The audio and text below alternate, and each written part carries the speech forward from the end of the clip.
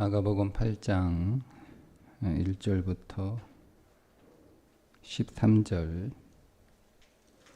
말씀 보겠습니다.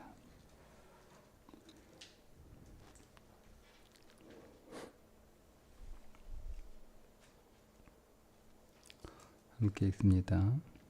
그 무렵에 또 큰 무리가 있어 먹을 것이 없는지라 예수께서 제자들을 불러 이르시되 내가 무리를 불쌍히 여기노라.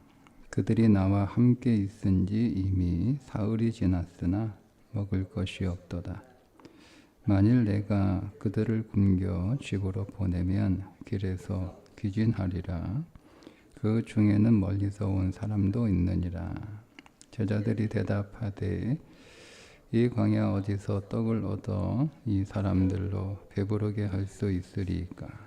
예수께서 물으시되 너희에게 떡 몇 개나 있느냐 이르되 7이로소이다 하거늘 예수께서 무리를 명하여 땅에 앉게 하시고 떡 7개를 가지사 축사하시고 떼어 제자들에게 주어 나누어 주게 하시니 제자들이 무리에게 나누어 주더라.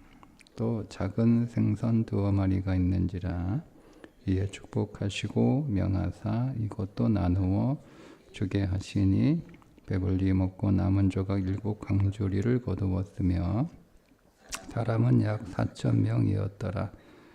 예수께서 그들을 흩어보내시고 제자들과 함께 배에 오르사 달마누나 시방으로 가시니라. 바리새인들이 나와서 예수를 힐난하며 그를 시험하여 하늘로부터 오는 표적을 구하거늘 예수께서 마음속으로 깊이 단식하시며 이르시되 어찌하여 이 세대가 표적을 구하느냐? 내가 진실로 너희에게 이르노니 이 세대에 표적을 주지 아니하리라 하시고 그들을 떠나 다시 배에 올라 건너편으로 가시니라. 아멘. 오병이어의 기적 이후에 다시 한번 그와 유사한 칠병이어의 기적으로 4,000명을 먹이신 내용인데 우리가 여기에서 질문을 한 가지 해야 되는데 여러분 같으면 뭐 그렇게 크게 시간이 오래지 않은 뭐 아무리 길어도 1년은 되지 않았을 거 아니에요? 뭐 1년 길어야 1년 전에 여러분들이 오병이어의 기적을 경험했다면 그와 유사한 상황이 생겼잖아요. 이번에도 사람들이 예수님께 몰려들었고 예수님의 가르침을 듣느라 사흘 동안 그들이 준비해 온 음식이 다 떨어져서 그러니까 이미 일찍이 떨어져서 그들이 허기진 상태에서 이제 돌아가야 되는 과거 오병이어의 기적과 유사한 상황이 벌어졌어요.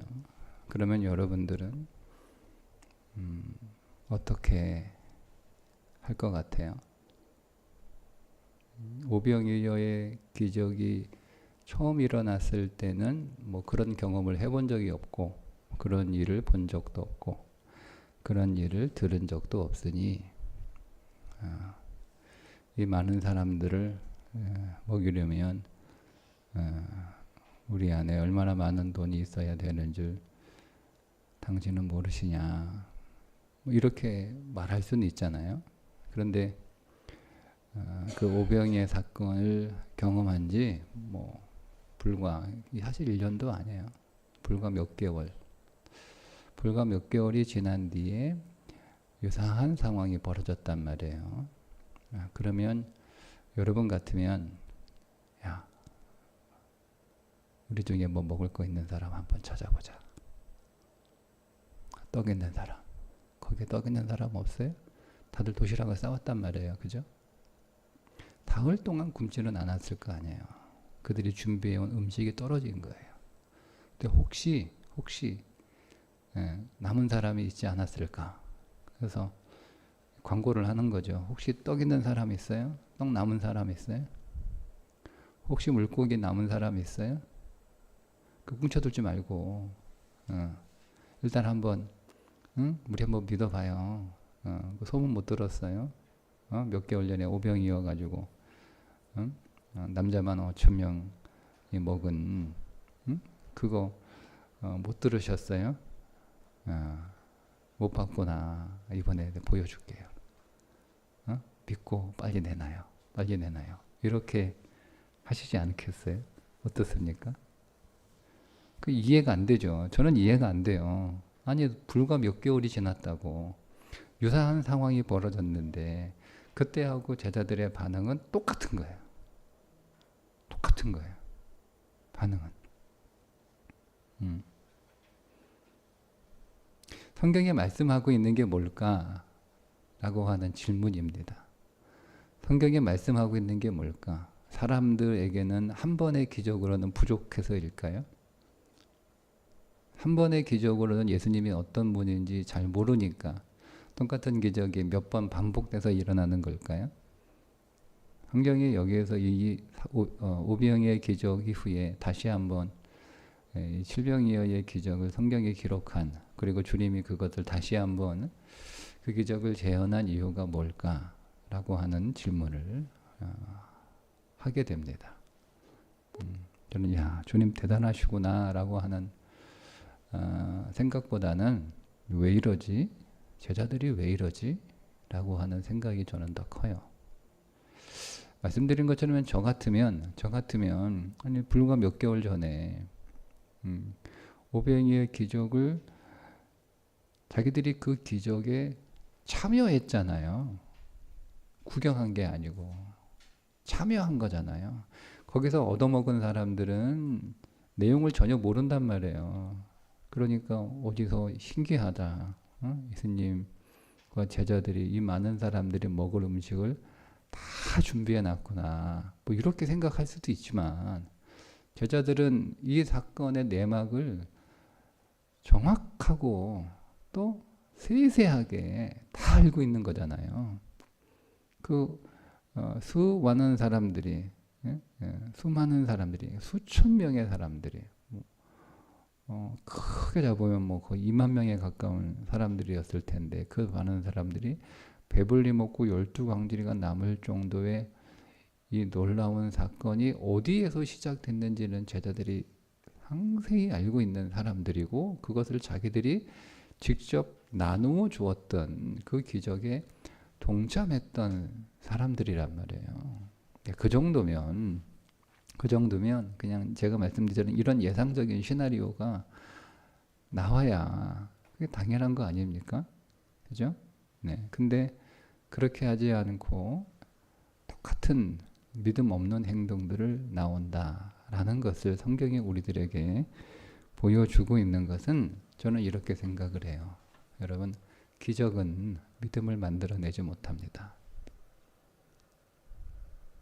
우리는 기적을 경험하면 믿음이 생길 것 같죠. 근데 그 기적을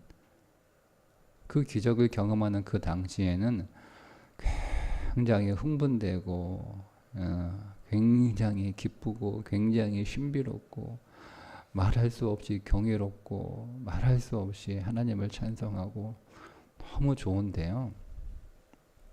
그 기적은 우리들에게 믿음을 가져다 주지 못합니다. 그 사실을 보여주고 있는 사건이 저는 칠병이어의 기적이라고 봅니다. 이것을 우리의 삶 속에 적용하면 우리도 오병이어와 같은 일들은 우리 인생 안에 없겠지만 어쨌든 이거는 하나님이 하신 거야. 이거는 내가 한 게 아니야 라고 하는 일들을 경험한 적은 다 있잖아요. 한 사람도 예배 없이 저는 주님을 갈망하는 성도들에게는 그들의 인생 안에서 하나님의 놀라우신 일들을 경험한 사건들이 적어도 하나씩은 다 있다고 생각을 합니다. 자, 그런데 보세요. 여러분 자신을 과거를 회상해 보면서 그때 정말 그게 하나님의 은혜였는데 그게 하나님의 은혜가 아니면 설명할 수 없는 사건들이 우리 인생 안에서 일어났어요. 자, 그런데 우리가 그때는 정말 진심이에요. 그냥 진심이에요. 정말 그거 외에는 우리가 달리 어떻게 설명할 수 없는 놀라운 사건들이 내 인생한테 일어났어요. 그래서 정말 하나님이 하셨다라고, 하나님의 은혜라고, 정말 지금도 돌이켜보면 정말 그 하나님의 은혜가 아니면 설명할 수 없는 사건인 것을 지금도 의심하지 않고 부인할 수 없어요. 자, 그런데 우리가 그와 같은 유사한 상황들이 우리 인생 안에서 그 이후에 사실 또 벌어지잖아요.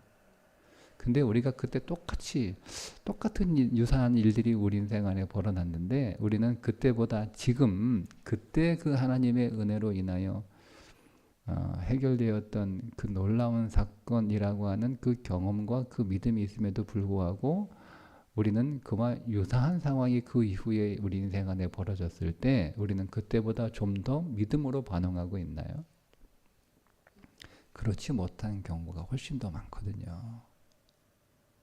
여전히 그때처럼 초조하고 불안하고 겁이 나고 그 염려하고 근심하고 또 절망하고 또 낙심하고 한숨 쉬고 한탄하고 한단 말이에요. 왜 그럴까라는 거예요. 분명히 그때 그게 하나님의 은혜였다라고 지금도 내가 부인하지 못할 만큼 분명한 하나님의 은혜의 사건이었음에도 불구하고 나는 왜 그때보다 지금 더 믿음이 성장하지 못했을까? 그때보다 조금이라도 더 믿음으로 반응하고 덜 걱정하고 덜 염려하고 해야 되는데 왜 똑같을까? 라고 하는 것들을 생각해 보면 저는 이 칠병이어의 사건을 앞에 둔 이 제자들의 반응은 그렇게 이상한 반응이 아니에요. 당연한 반응이에요.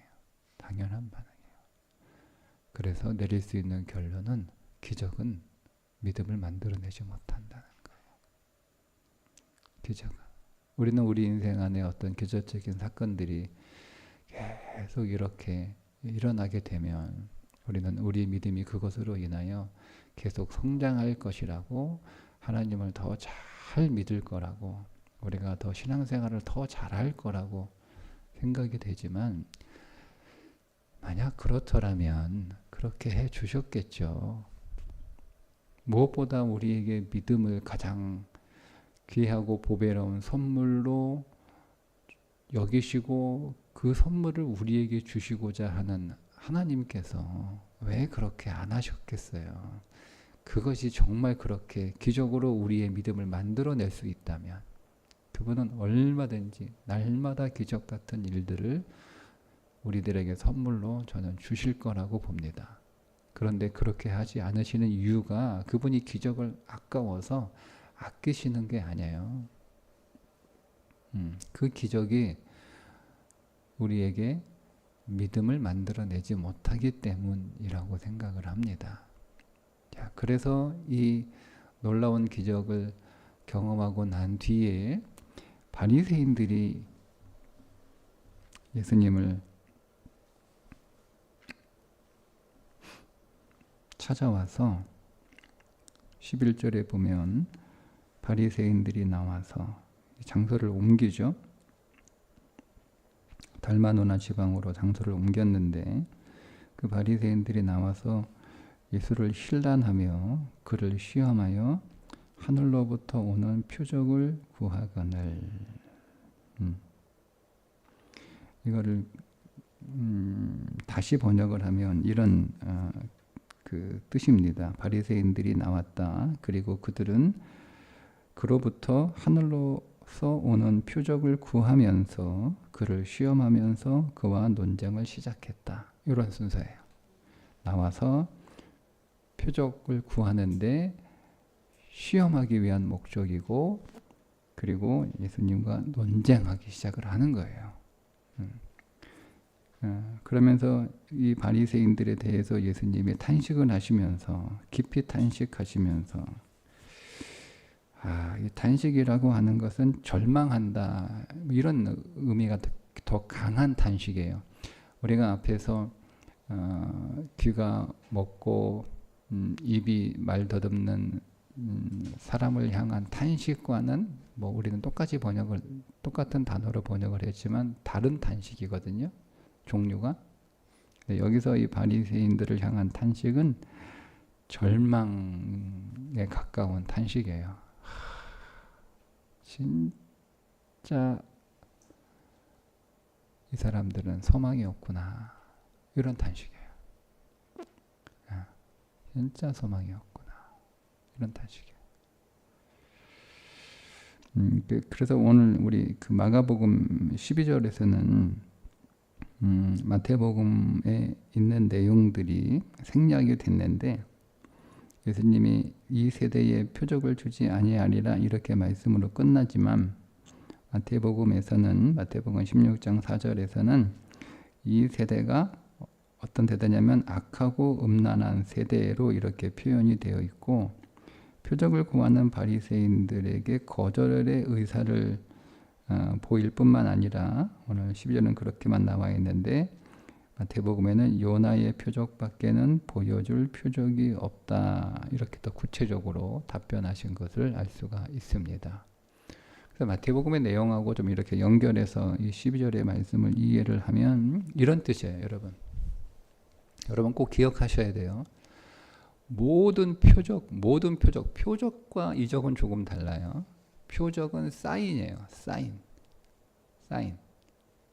사인이에요.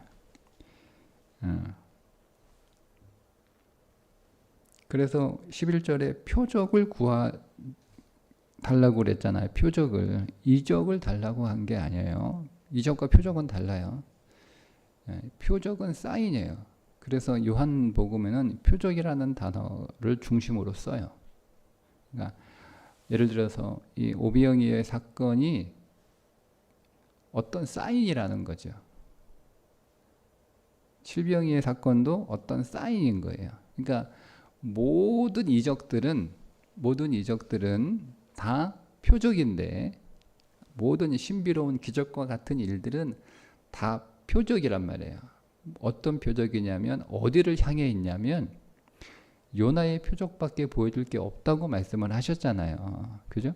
그러면 모든 예수님이 하신 이적들은 뭐 죽은 사람 살리고 병든 사람 고치고 배고픈 사람 배불리 먹이고 이 모든 것들 뭐 바다 위를 건너고 하는 풍랑을 잠잠케 하시는 이 모든 것들은 요나의 표적을 향하고 있어요.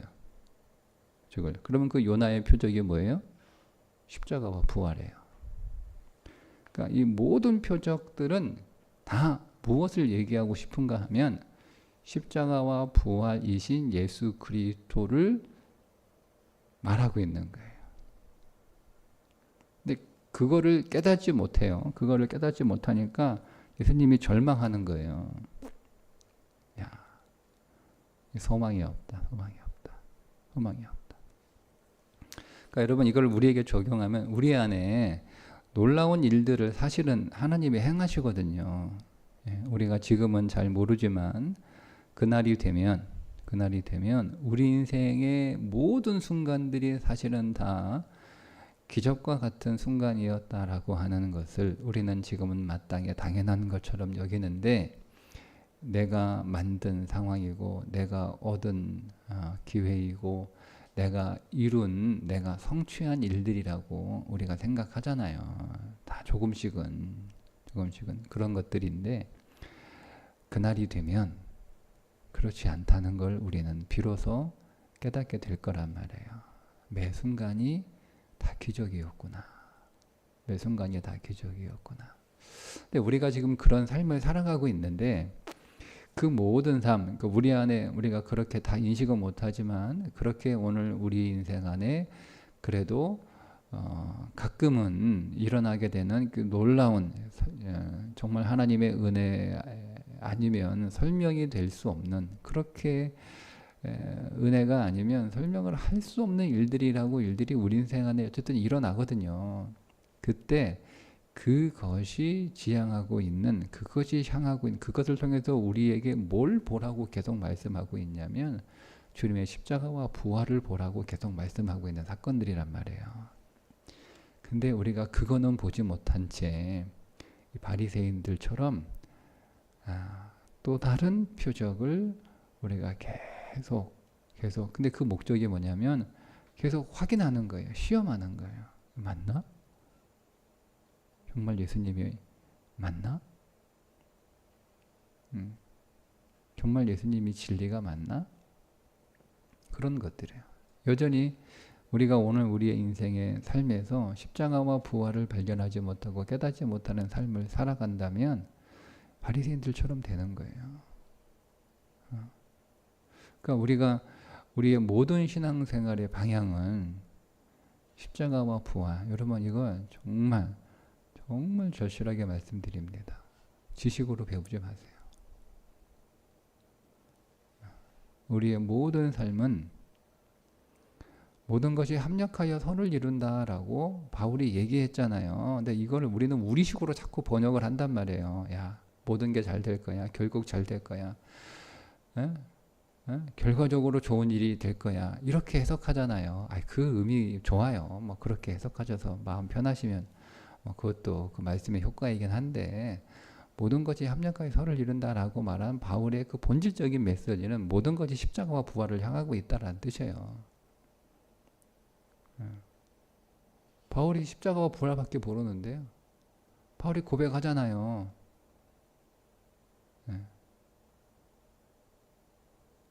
나는 유대인들이 무시하고 헬라인들이 어리석은 거라고 생각하는 그 십자가와 부활 외에는 다른 것 알지 않기로 작정했다.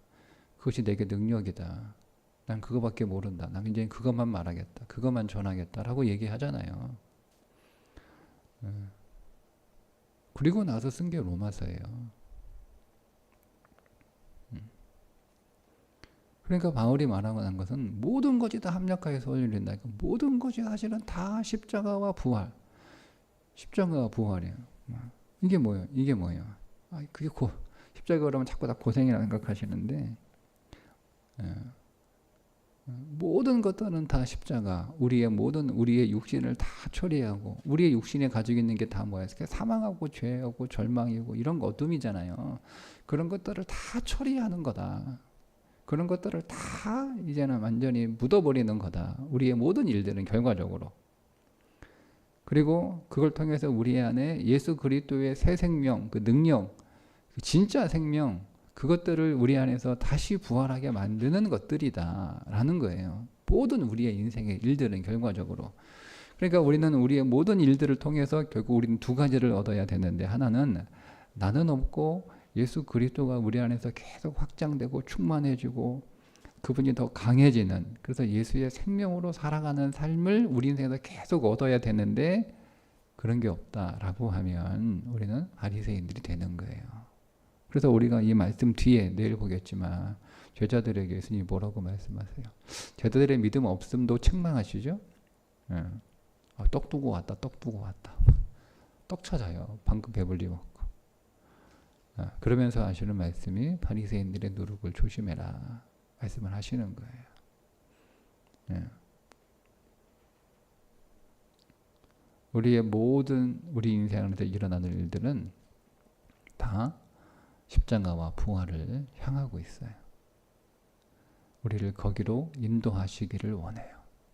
그러니까 우리를 그곳으로 데리고 가시는 그 주님의 마음을 따라서 우리는 우리의 인생의 모든 일들을 통하여 계속 십자가로 가는 거예요.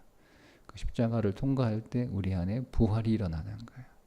내가 처리되지 않고는 여러분 부활은 있을 수 없어요. 십자가를 패스하고 부활로 못 갑니다. 십자가를 건너뛰는 부활은 없어요.